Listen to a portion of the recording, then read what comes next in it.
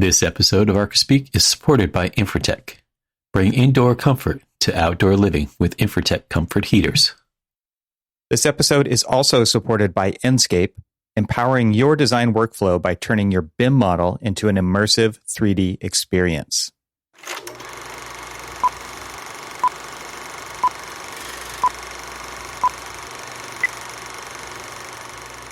Dude, how long has it been since we chatted?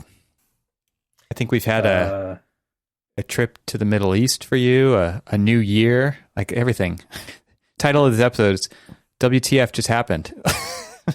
Exactly. Everything. Everything happened. I feel like a time traveler. It never gets anywhere. I feel like somebody who needs time to slow down. Yeah. I feel like you've been Just run over slow or down. dragged behind a truck, or I think of those Indiana Behind Jones, it. like where he's got the whip, and he's smacked it onto the axle of the Nazi truck and he's being dragged down the road. So if we're going to use that analogy, then I'm going to go with the third one, where he's basically bounced up and down on the tracks of the Nazi tank. Nice. I'm going to have to rewatch now. Here's the thing.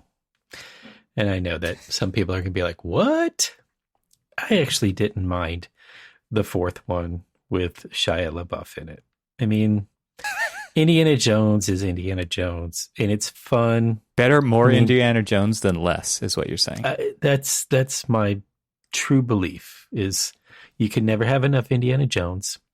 It doesn't matter if this fifth one that they're making right now, he's probably older than Sean Connery was when Sean Connery made the third one. Yeah. Hey, it happens. But it happens. And you know what? Just enjoy the fact that you have another Indiana Jones. Just relax, would you? Jeez. Yeah. Now, I remember one time I was listening to a podcast, and they were talking about, possible reboot or another Indiana Jones movie without Harrison Ford as Indiana Jones. And they had suggested that what would be great is if they basically treated like Indiana Jones much like Doctor Who, or like other players, James Bond, where more James Bond, it's like, oh, there's a different face on screen that's calling himself James Bond, and nobody flinched. Somebody else's take on the character. Yeah.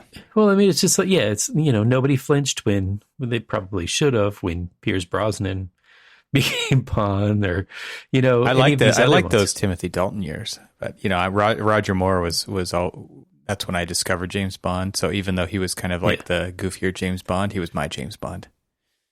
Timothy Dalton or Roger Moore. But then I didn't mind the Timothy Dalton. I didn't mind the Pierce Brosnan either. I love James Bond all around. Again, they were just very different. I honestly, if I'm going to be honest with you, I was really kind of hoping that Pierce Brosnan would have done it a lot sooner. He should do it now. Come on.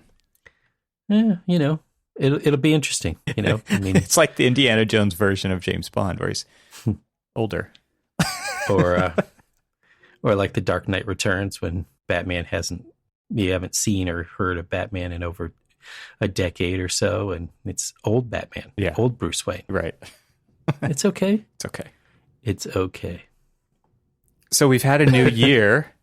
You have any fresh perspectives? New year, new you. I feel like this year, more than any other year, that date did not matter to me. It didn't. As we kind of went from 2020 to 2021, there's this kind of like somewhat hope that we're like, okay, everything's going to be all right.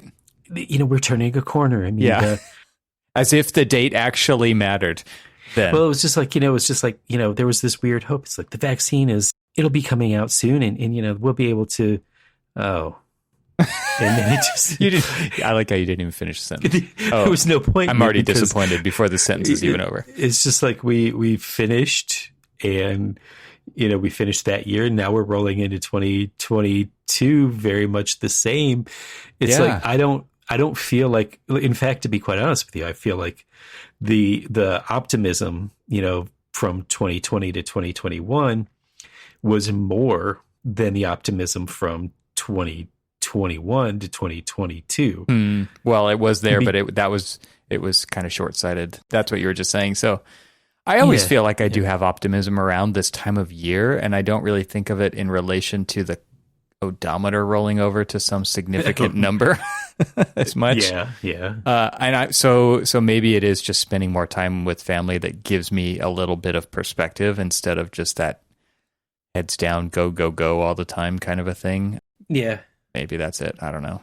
Well, and this is interesting, because somebody had reminded me when I was like, they're like, well, what's your resolution? I'm like, well, I don't really do resolutions. I have no resolve. Yeah. I'm taking stock in my perspective, to be quite honest with you. And I'd written down a few things that I would like to do. And, one of them was last year. I had, at the beginning of the year, I'm like, I'm going to do these, going to read those 12 books in 12 months thing that I see everybody doing. The thing when you go from reading 0 books per month to reading 1 book a month sounds like nothing. One of our architect friends had done that, and he had posted, all the books that he had read. And I was like, based off of like what you did the year prior, I was like, you know what, I'm going to try that. And I had only gotten into, I only read 7 books, but then I thought to myself, you know what, 7's a heck of a lot more than I read the year before. Yeah, only 7. So I think a lot of people wish they could only read 7 books. Yeah, so I'm good with that. And funny enough, in the last, say since the 3rd week of December, I'm already 3 books in. Nice. So, wow. Who knows? Yeah. If that is going to keep up. And I wrote down like every book that I have either in the queue or have read. And there isn't a single architecture book there. Yeah. Good. There isn't. Got enough of that. I've looked at a couple of people's list of what they read, and it was just like, some kind of like business help or self-help and things like that. I'm like, mine are all about cars, building cars and designing cars. And that's right. We had a link to one of those books in one of the last episodes. Yeah. And I got a couple of books on things like a couple of different, craftsman books. Like I got a couple of books that you had suggested, I don't know, 3 years ago, 2 years ago, however many years they've all run together. And I never read any of those. So I've got them like queued up. I'm like, okay, these will be the next ones. And so you just prefer audiobooks, right? In the car? I do prefer audiobooks because I do a lot of driving. Yeah, makes sense. I have, a couple. One of the 3 that I read so far is actually paper book, and have already read it, which is weird because normally I'm one of these people who, when I find the time to read, it's usually right when I'm getting ready to go to bed, and that, rereading that same page at least 15 times, right, because I fall asleep before I get to it. Because tiredness, right? Yeah, because, sleep, tiredness, exhaustion. Yeah. I like to read too. We've made in our house like a weekday rule. If it's a school night, then there's no screens at all, and after work, and we finish the evening off just reading paper books, and it's nice because it actually kind of gets you in the wind down state, and it also does give your eyes a break, and it gives those receptors of all the blue light a break from, getting the chemicals sent to your brain that send the wrong signal about, hey, you should be awake right now. So we do a lot of that just to get away from, get our body on the right clock, and it's working pretty well. Yeah, but obviously the only one that I really want to try to stick to is the first one that I wrote down, which was in big, massive capital letters, is work less.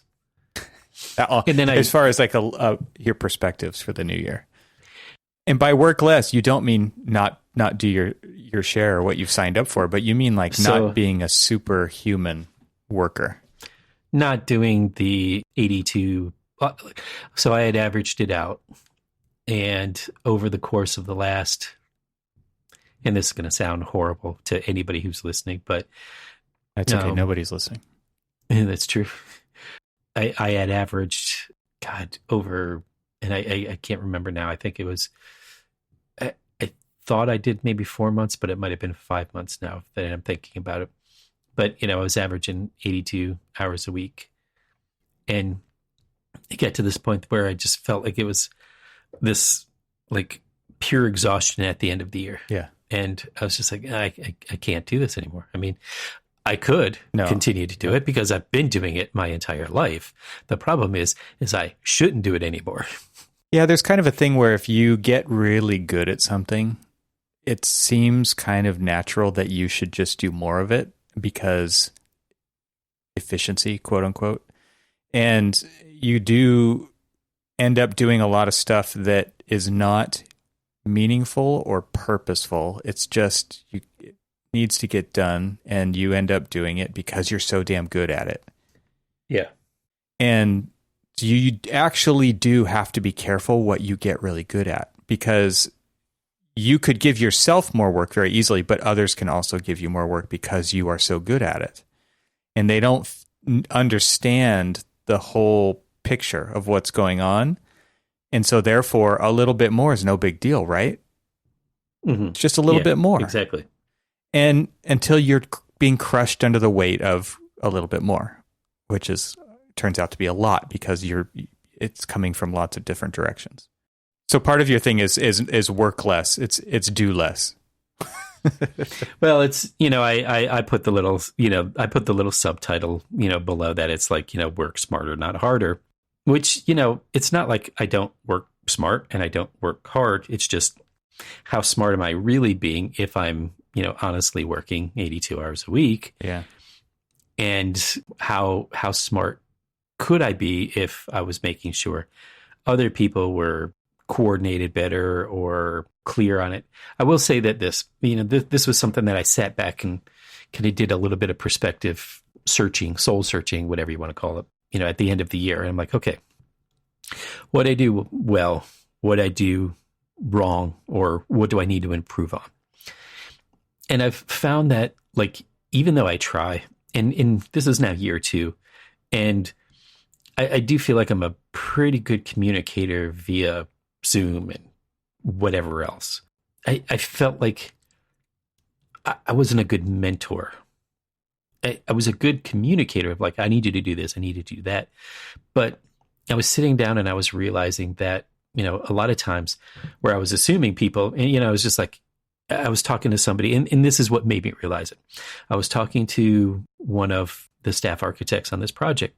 He was asking me a question. And so I started to explain it to him, and I started explaining it to him in sort of like baby steps. And like, I stopped and I was like, I apologize if I'm like, over explaining this to you. I'm kind of just used to explaining it to like, more the junior staff and other people who don't really understand it. So he's just like, no, to be quite honest with you, I don't actually understand what you're asking me to do. So I'm okay with you explaining it that way. And I was just like, okay, this guy, and this is a knock. This is not a knock at all. But, I felt like, maybe this guy should know this. And then I realized, well, you know what? Maybe he shouldn't know it, because I've never sat down and talked to him about like these kind of things and why I'm asking him to do these things and things like that. And I realized I'm like, I need to do better at the mentoring side of things. The asking people to do work and assigning them stuff to do is the easy part. Making sure that they know, what it is that I'm asking, and making sure that like like I've always appreciated people in my past explaining it to me, not necessarily in baby steps per se, but more of explaining why they're asking me to do it. What is the importance of the task that I'm being asked to do? What is the importance of it to not only the documentation maybe, but also like at the end result of like making good architecture? What is this particular task important to the overall end goal? And, I've thought that, maybe I do that, but a lot of times I did it better when I was, face to face with people.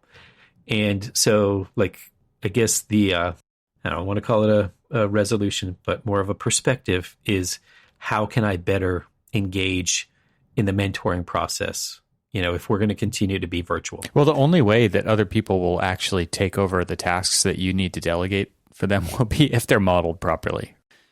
Otherwise, if they don't know how or why, then yeah, you're going to be stuck in this loop.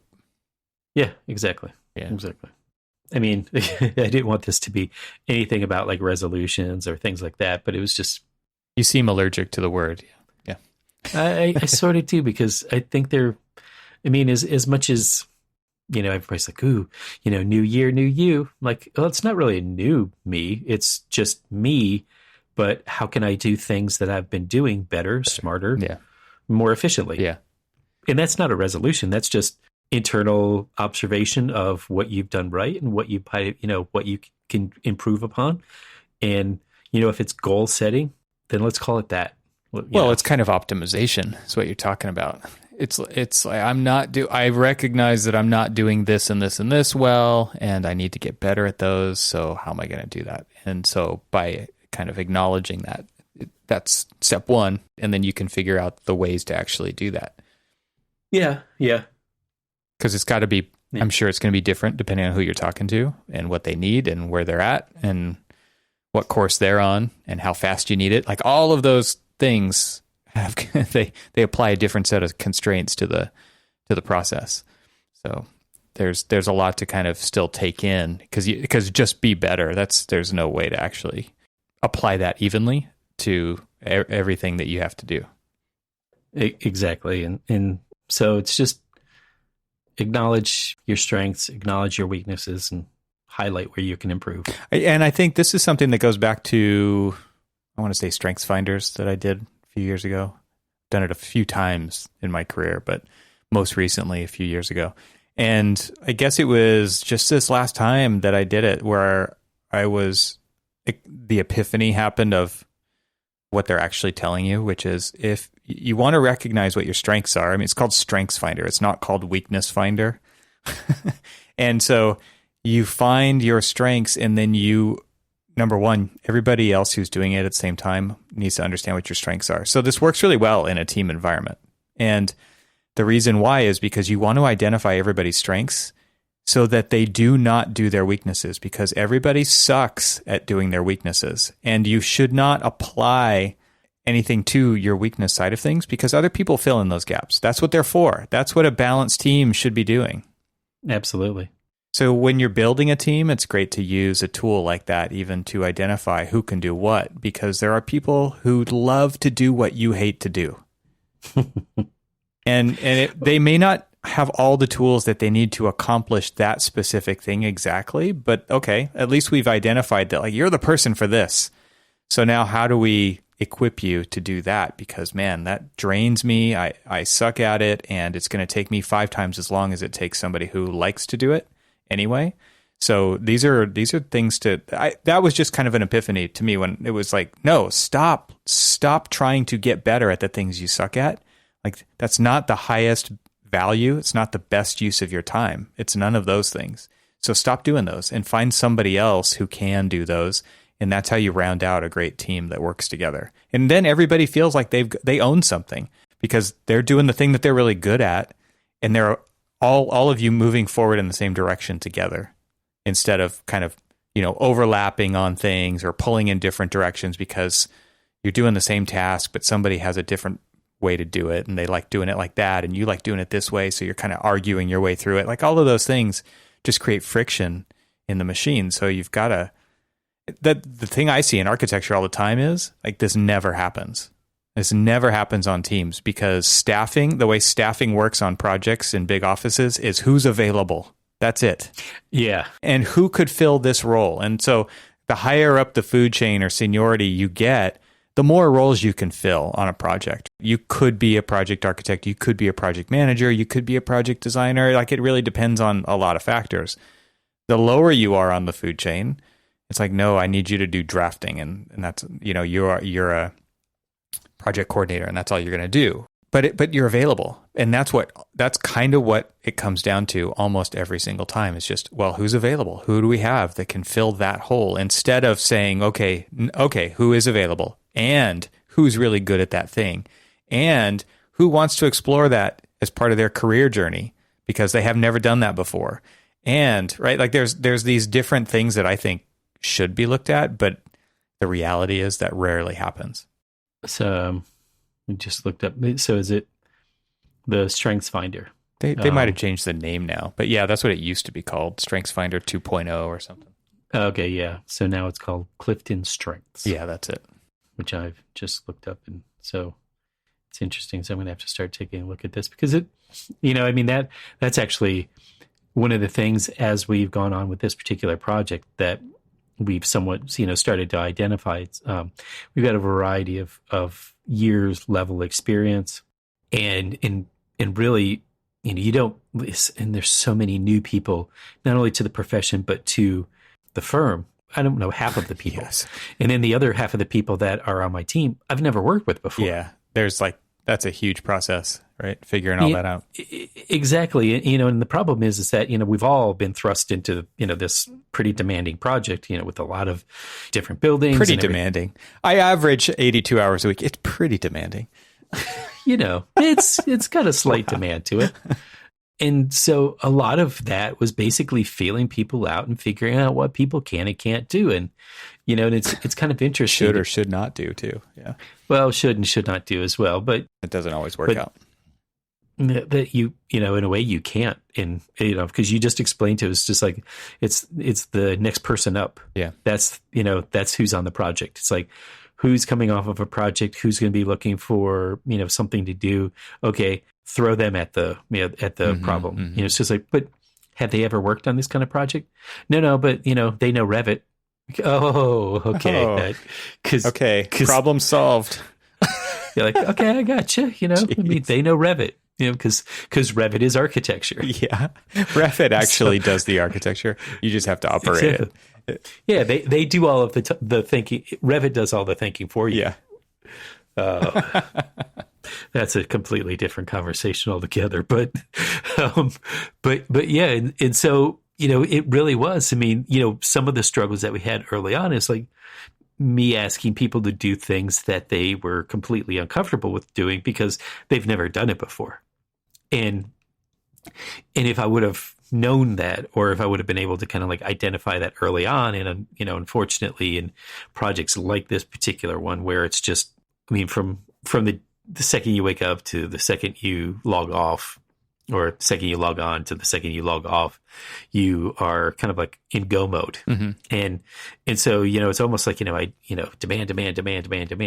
And it's never really to stop and slow down, take a deep breath and say, okay, Evan, so tell me, what kind of experience do you have? I mean, what do you want to try to get out of this project? What would you like to learn? Things like that. It's just like, Evan, I don't care what experience you have. I don't care, what you want out of this project. I need you to do this. Well, and I'm not saying that that's, really the way it was set up, but in a way it feels like that's the way it's set up. It's just because that's how things work by default. And yeah, it isn't intentionally done up front. I had put together this idea before about this kind of personal career professional development dashboard idea, which was, fill out this survey and tell me what you're like, rate yourself in these kind of key categories. And these categories are things that you find on every project. So there's like a design, there's like a design technology, there's a project management, there's a sustainability category, there's a technical category. Rate yourself. And everybody's going to rate themselves one way. Okay, now let's actually check with their supervisor and let's just verify these numbers. Do you feel like this person is at this scale in this category for that kind of work? And we'll find kind of what we'll just call their true rating, right? Whether it's true or not, doesn't really matter. It's like, let's get the numbers that everybody feels are about right. And have a conversation with the person who filled it out and say, okay, here's what I see. Here's what you said. Let's come to a consensus on this. So basically get to some baseline numbers in all these categories and then ask them, okay, now that's where you're at now. Where do you want to be? And it's not like I want 10s on every one of these categories. For most people want to focus on an area, at least for now. It doesn't need to be forever. It's like, well, I really want to focus on sustainability for this next year. So I want to learn more about that. I want to apply it to projects. So So now we know kind of what they're interested in, and that could be based on AXP hours that are needed. It could just be based on professional goals. It could be based on anything. It's totally up to them. Now that we know where they want to go within the firm, at least for the next X amount of time, we can try to match that up with project opportunities, right? So different projects have different opportunities too. So you start mixing these variables together, like availability for staffing, like where they want to go with their career and what they're really good at now. And you start to have a much better idea of how to staff projects that might actually do better with that information involved.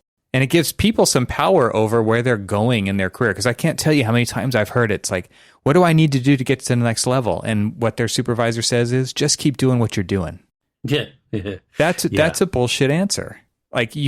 So here's where I want to go in my career. So number one, I'm going to take some agency over what I want and start to hold people accountable for helping me get there. Right? I think that that's super important in this profession. Instead of waiting for permission for somebody to invite you to do something or to see something in you and say, hey, like I really like, because that everybody's busy. Everybody's got their own job to do. So that's hard to, there's no guarantee that will happen.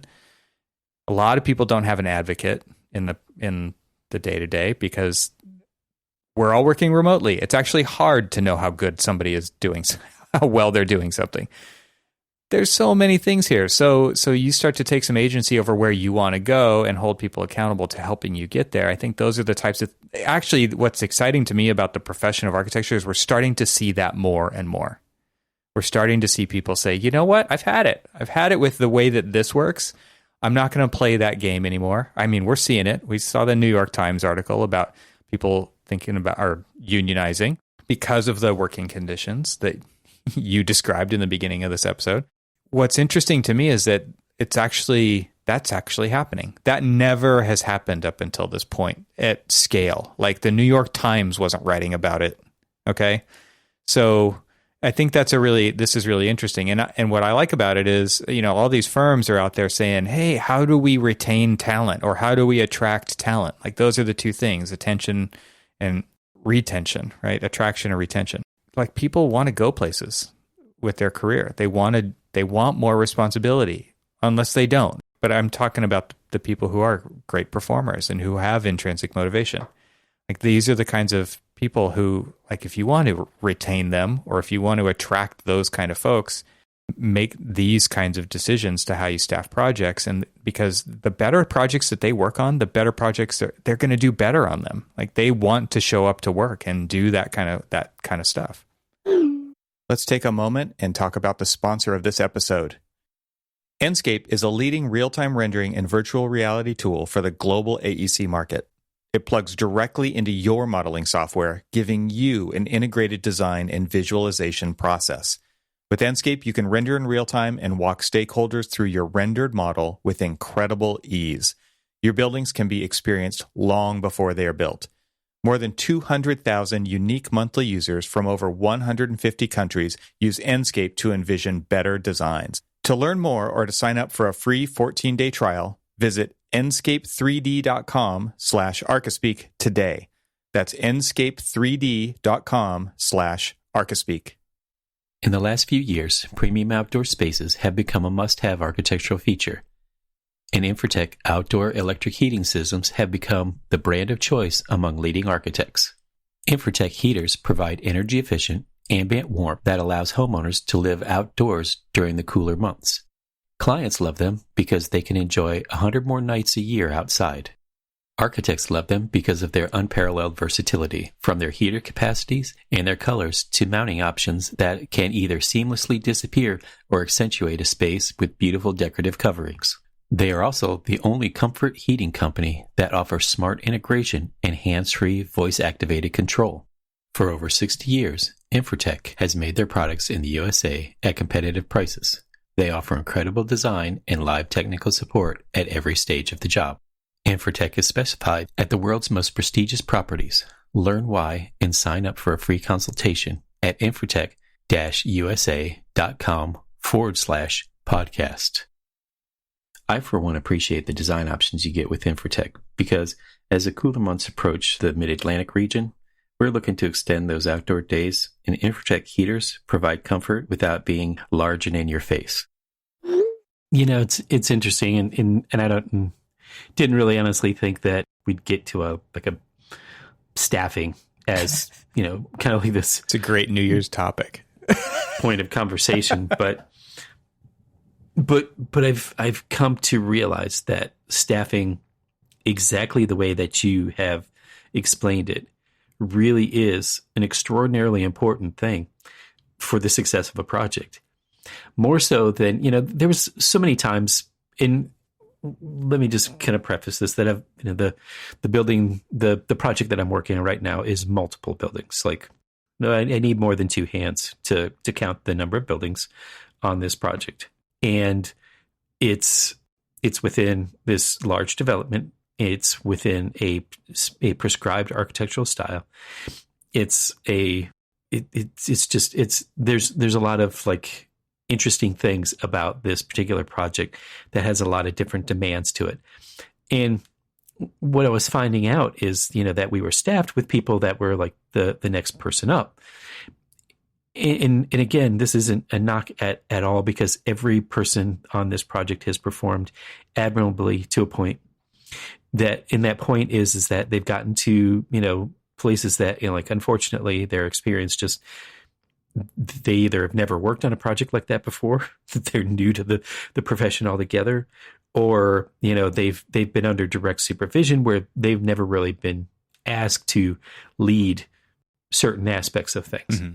And it was just kind of like by default because of the type of project it is and, the amount of, availability that we had. And so, we've got a lot of really good, hardworking people who haven't really done this type of project before. And so, we always go back to these conversations that we have in staffing about, and we've had this conversation, you and I have had, this conversation about staffing just in the profession in general right now. I mean, we see it in, these like, large firm roundtables, small, firm roundtables. We see it in the Entree Architecture, Facebook page, that people are all looking for and needing help, and it's just not there. Mm-hmm.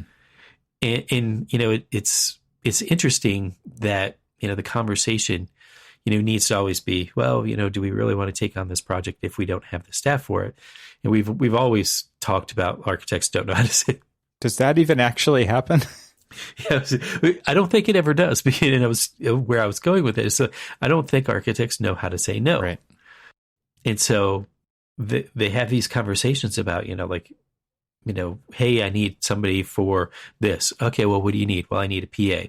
Oh, okay, well, this person's coming off of this project. And never once has the conversation in some of these staffing is like, okay, well, is that person, has that person done this type of project before? Or does this person want to do that type of project before? Or they're like, oh no, they're coming off this project, so they'll be available, so they can work on your project. And I've talked with like so many friends in so many other places, and it's the same, almost everywhere. That it's just this kind of like, it's this conversation that we're just not having about like, and you said it just a few minutes ago better than, I've heard is this like, is that the right person for this project? Or does that person even want to work on this project? Or, what is their career trajectory? And there's another part of this, which is just that it's hard work to do what we're talking about. I get that there's a way that we've always done it, which is based on who's available. But then there's this other way that we're talking about, which is actually probably quite a bit more effort, because the way that I'm describing it, you need to understand who your people are, and that takes time in and of itself. But if you don't know who your people are, you've got bigger problems, I think. But there's lots of people out there not taking the time to get to know their people and investing in them and really trying to truly understand what they're capable of, what their trajectory is, like all of those things. That takes leadership. And it seems like not that many people actually have that skill of leadership. They're much more like, this is how we've done it before, so I'm going to keep doing it this broke-ass way. They don't see it that way. it's unfortunate. And I think what I'm kind of optimistic about is that there's people who are saying, that's not going to work for me. And so when I see an article like this in the New York Times and I see people like taking agency because they want this profession to be better and fair and all of these things, that's actually something to be optimistic about, because this profession does not deserve to exist if people can't make it what it needs to be for the ones who are coming into it. Because it won't. Like, it doesn't even matter if it deserves it or not. So true. So true. This has to be something that people want to get into, and if that means working, like if the model that they get to look at as an example right now is 82-hour weeks or whatever, it's like, no thanks. I don't need to be a part of that. And guess what? If everybody says no thanks. Well, and I said this to other people that just, I don't know, it's hard to explain this, but like, I look at the hours that I'm putting in, and I look at the staff that I have working with me, and I wonder what they see when they see me. And no, they don't see my timesheet, but they, see me working away. But do you see the bags under your eyes? Well, they see me working away, and they see me working late, and they see me doing all these other things. And, they're like, well, he's more senior than me, and he's been doing this for a long time. Do I want that to be my career? Is that what I want to have to look forward to? And here's the thing. It's like, I don't necessarily knock like my work habits. I don't think they're work ethics. It's my work habits. It's just, I'm just a weird one who, enjoys working more than not. But I've realized, actually, working with, these people who are like, well, why do I have to kill myself to get this project done when this is just a temporary project? I mean, I'm going to move on to the next one and the next one and the next one. But do I want this to be the habit that I create in my profession, in my own like working life? Well, I think one of the things that I think about when I think about people working that in this manner is for what? Like, to what end? Is it so that because at the end we're all going to have a party and we're all going to say it was worth it at that point? Because that doesn't happen. Like, let's be honest, that doesn't happen. I mean, maybe there's a team lunch and then like there's another project. Okay. So let's really be honest about this. To me, the point of doing what we do is to, number one, enjoy it because we're good at it and because it's meaningful and it matters. You make a difference in the world. And if it's about working your ass off all the time, just to work your ass off all the time because somebody made a promise that they can't keep unless you work your ass off all the time, then there is no purpose to this. It is not my problem that somebody made that. And it's very easy to find another place to go do the kind of work that I'm talking about. Exactly. Because guess what? You said it. Everybody's trying to hire somebody right now. Right. You just have to find the right one. Exactly. It is kind of crazy. It's like really step back and think about the problems that this profession has. And it's interesting to see how it's set up from the educational model. It's like there was a Twitter thread going around and it was like, this terrible labor practice. And this is totally generalizing. Obviously, this doesn't happen everywhere. Okay. I guess it's worth saying that. But for the places where it does happen, the schools are training people to work like this. And for what purpose? So that because they're buddies with the people who run the firms, or sometimes it is because they are the ones running the firms who then benefit from this devalued labor model that we have, which is like your time isn't worth anything, so work your ass off all the time and you should be working and working and working. That to me is that like this model is messed up, and it starts in the educational section of the profession, and then it proliferates once you're out. Like my snide comment was like, it's like the professors are getting kickbacks from the firms. And you know what? They're not, I guess, unless they're the ones who own the firms. But then it doesn't make any other sense other than like, we just do it because this is what I did. And this is what now I expect you to do. So 2 thoughts here. One, let me just get them both out. One is, and I don't know if it's conscious. It could be conscious. It could not be a conscious decision. But, a lot of these decisions I feel, are being made for that kind of working model. It's just like work harder, not smarter, kind of thing. Just work. Because the smaller the team and the harder the work I get out of them, the better the profit. And I don't know if that's people's like real mindset, but, a lot of times a lot of people feel that way. And then the other one is I was talking to, somebody who more senior to me, and I was asking them, well, actually, I wasn't asking them. They were asking me, why doesn't the new staff work harder? When we were growing in the profession, we were always working late. We were always working hard.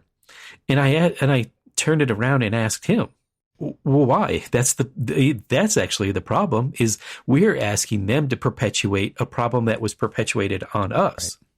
Right. Like, why did we have to work late? Was it because somebody didn't plan the project right? Did they not staff the project right? Did they take on a project that they weren't prepared to take on? Did they ask these questions? But now we're basically trying to perpetuate this same problem without questioning it. Yeah, exactly. Yeah. Without questioning it. Right. Yeah, I've seen that too. I've seen that where it's like, well, why don't these people? Like, whatever the time is at the end of the day, 5:30 rolls around and they're not here anymore. Exactly. It's just like, I'm still here. Why aren't they here? Or even if they're not there, they are still like, wow, I saw you posting pictures on Instagram about that cool thing you did over the weekend. How come you weren't working? It's like, exactly. And here's a weird twist of pain. So got a deadline looming, and because architecture. And I, basically said, I need some time. Like, I need some time off. So I took my weekend off, and I was like, why do I feel so guilty? Yeah, because you actually doing something that I earned. You don't even earn that. Like, what's crazy? It's yours. Like, you own it. You didn't have to earn it, and that's how like messed up this gets. Like, that's a great example of how messed up this gets, because you do start to feel guilty because you're kind of programming yourself or being programmed to act another way, which is not the right behavior. But you do it so much that those grooves start to get cut into your brain. Like, that's the way your brain starts to work. And then you look at normal as abnormal. Yeah. And we don't look at our career as getting paid for our expertise for a certain amount of time every day. But that is what it is. And that is how almost every single business actually works out there. This one seems to think about it a little bit differently. It's more like indentured servitude. Yeah. I mean, you are not on call. Like you're not a doctor on a 24-hour shift with a pager on your belt. You're just not. But we act like it. I got a text from someone today on the project, and they were just like, I don't know why I volunteered to have this project or this meeting today at such and such time. And it was just like, wait, I was like, I didn't. They're like, oh yeah, it was a email. Didn't you see the emails going back and forth? I'm like, when were these emails going back and forth? No, just say no. Oh, yesterday and today. No, it's like yesterday and today. That's Saturday and Sunday. Right. Why are? I mean, I get it. This project doesn't stop, kind of thing. But you know what? If you have no boundaries, there will be no boundaries. Like, exactly. Yeah. That's essentially where I was going. It's like when they go on their weekends, they're not emailing us. They're not, like chatting with us to try to figure out, hey, why aren't you answering my emails? Because they're not answering emails. They're not, thinking about this. They've left it behind. Like, is the only time that, why do we feel like the only time that we can get work done is when, we've got that free time away from like the distraction of the emails and the meetings and the phone calls and things like that. It's just like, well, you know what? The meetings and the phone calls and all the emails and stuff, that is work. The meetings will continue until morale improves. But that is still the job. That is still the work. And so if you've got to figure out, well, when I'm actually ever going to get any work done with all these meetings, it's just like, well, you got to understand that the meetings are the work too. So like strategize, pace yourself, figure out what's more important, the meeting or the work. Yeah. And if it's the work, then don't have the meeting. And if it's the meeting, then you're not going to be able to do the work. Yeah. But in my contention is that they are the same thing. For some reason we seem to divorce the meetings from work. It's some subset of work that is not working. Yeah. Yeah. Right. It's still work. Hopefully it's important decisions are being made, which is what the work is that we do. Right? We make decisions and we document them. This whole conversation started with things that, optimization of behavior, recognition that some things are working and some things are not, and going to take measures, right? But it seems you definitely have this. I get the sense that you have the things that you're not going to do, right? So like there's things that you need to do, but then there's also things that need to go on the I'm not going to do this list. And do you have any kind of practical ways that you're actually going to do that? Because it sounds like checking email on the weekend could easily be on that list, probably should be on that list. Oh, that is definitely on the list. Is that on the list? Like, and then, okay, so how do you stick to that over time?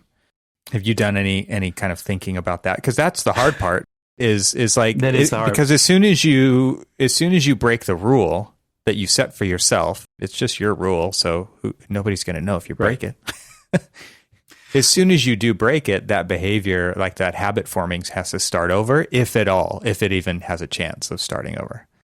So one of the things, and this is actually taking a page out of your book, where I've noticed that like you'll actually schedule like quiet time or like time that's not it's still work, but it's work. It's time. It's uninterrupted work. It's uninterrupted work or undistracted work. Yeah. Scheduling. Rather than saying, okay, I'm going to start my day off with wake up, roll out of bed, walk over to the computer and start doing. Email. Well, I'm holding up the fingers crossed. No, don't do it. Well, if that's how I start my day by just doing that, then kind of puts you in reaction mode. Well, not necessarily. If if it's a way to help me kind of like prioritize things. But what I'm getting at is that, but I don't want that to be like, I'm going to check my, emails all the time and, let that kind of like run the day, or I'm going to have all these meetings. Like, I tend to like roll out of bed, have meetings because of the time difference between us and our client. Right. Then at the same time I was having those meetings, I'm also trying to check emails, kind of somewhat unsuccessfully because I do a lot of talking in these meetings. That is kind of what meetings are for, is for people to check emails. Like that, it definitely happens a lot. Oh yeah, it totally does, and it's just like, okay, well, I've got a lot of other people on these meetings. Do those people really need to be on these meetings? Can I have this meetings and properly disseminate all of the information to them? So where I'm at is just in a place of prioritization. It's find out what's important. I get like what feels like hundreds of emails a day. Not all of them are that, can be that important. Well, okay, well, couldn't that have been an email? Well, and a lot of times I'm like, well, couldn't that have just been a real quick call? Just like, hey. Yeah. Most meetings could have been an email. Most emails could have been a tweet. Most tweets shouldn't have been sent. There you Something go. like that. There you go. I've seen that before. I'd take no credit for that. I was going to say, I don't know if you're the one that should take credit for that, but if you are, that's well said.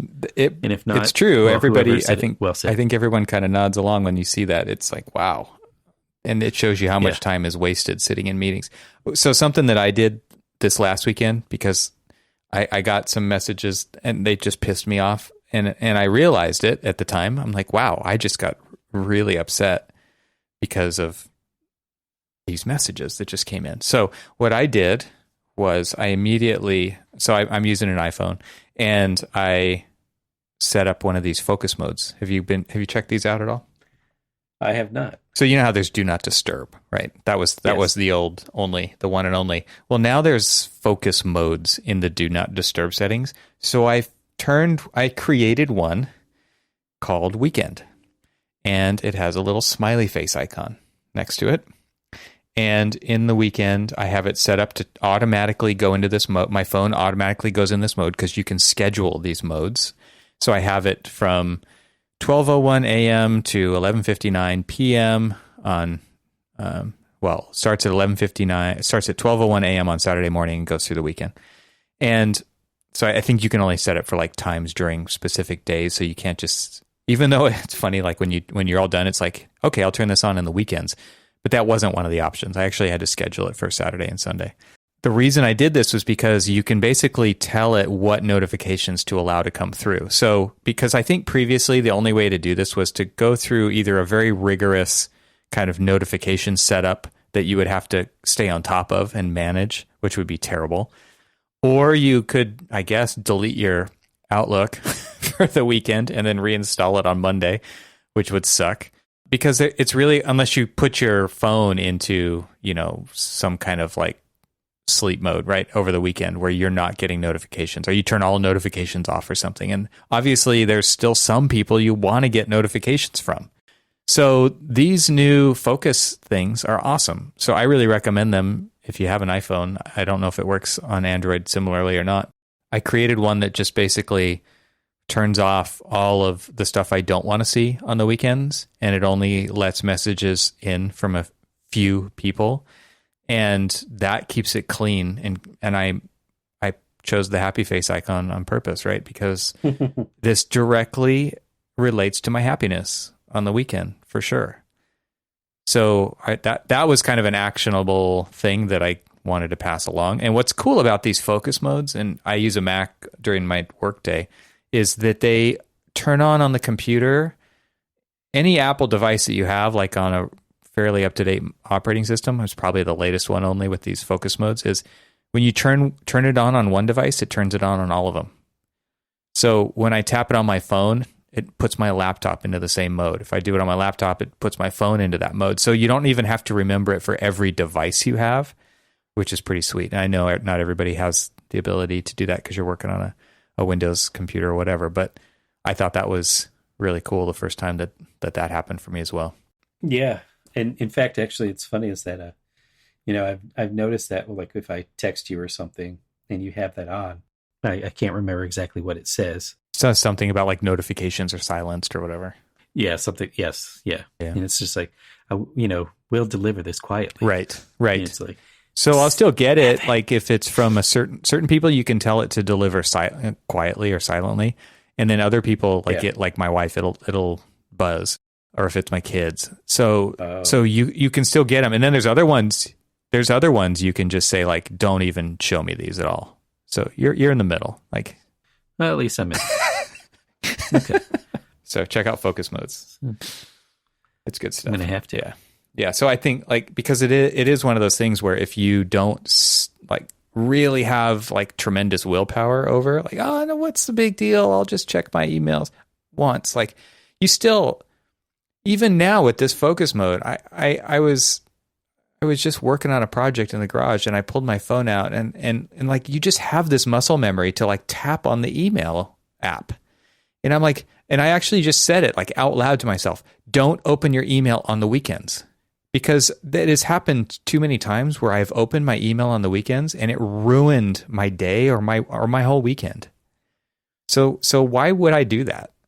Anyway, if you let yourself do something, then it's harder to get back into it. So I just realized that you can't see me shaking my head vigorously. This is audio only. Yeah, but yeah. So, all right. Like, yes, I agree. Well, happy 2022, man. I hope it is a happy 2022. I think we could all use. New year. I think we could all use a happy 2022. We, as citizens of this earth, have all been through very much the same thing. And yes, we all deserve, however billions of people on this planet all deserve a happy 2022. Yeah. All right, man. Talk to you soon. Yep. Thanks to Enscape for their support of this episode. Visit enscape3d.com/Archispeak today for a free 14-day trial. Thank you to Infratech Outdoor Comfort Heating for their support of this episode of Archispeak. And remember, you can visit Infratech at infratech-usa.com/podcast. To sign up for a free consultation, learn why Infratech is the choice for bringing indoor comfort to outdoor living. Thanks for listening. This show is part of the Gable Media Podcast Network. See all the shows at gablemedia.com.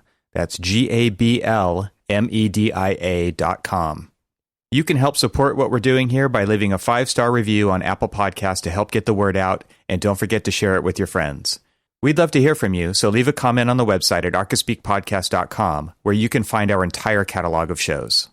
Talk to you soon.